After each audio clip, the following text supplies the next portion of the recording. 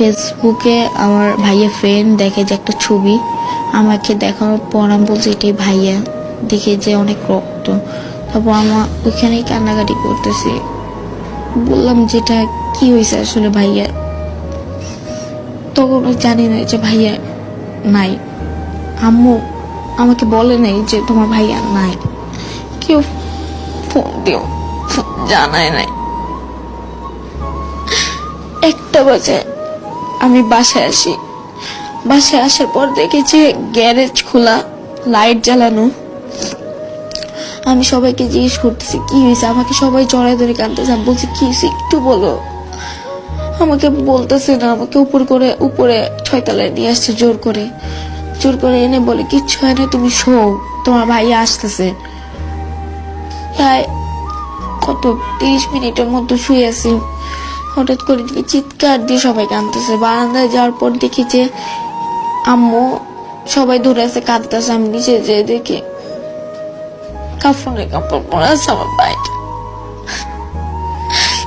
আমাকে ভাইটার সামনে কেউ যাইতেও দিতেছে না। লাস্টটা বের করার পর গ্যারেজ চানে আমি একবার খালি চুমু দিয়েছি মাইয়াকে।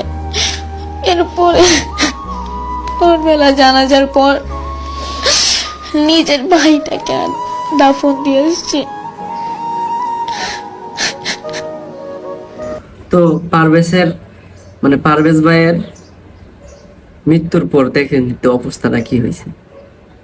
তো আসলে হাসার জন্য তার জীবন গেল, এক মায়ের বুক কালি হলো। তো 3 জনের আবার জেল হইল। 2 মেয়ের কি হলো? 2জন মেয়ে যে স্বাধীনভাবে আবার বাবার কোলে ফিরে গেল, একটা ছেলের জীবন গেল। আবার যারা এগুলা করছে সে 3 বন্ধুর জেলে গেল। আর 2টা মেয়ের কি হলো? মেয়েদের কি কোনো বিচার নাই? না ওইটা এভাবেই চলে যাবে?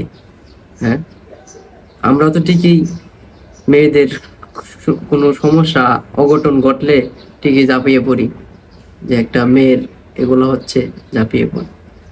আর আজ পুরা 4টা ছেলের একজন ছেলের জীবন শেষ, আর 4টা ছেলের কেরিয়ার নষ্ট।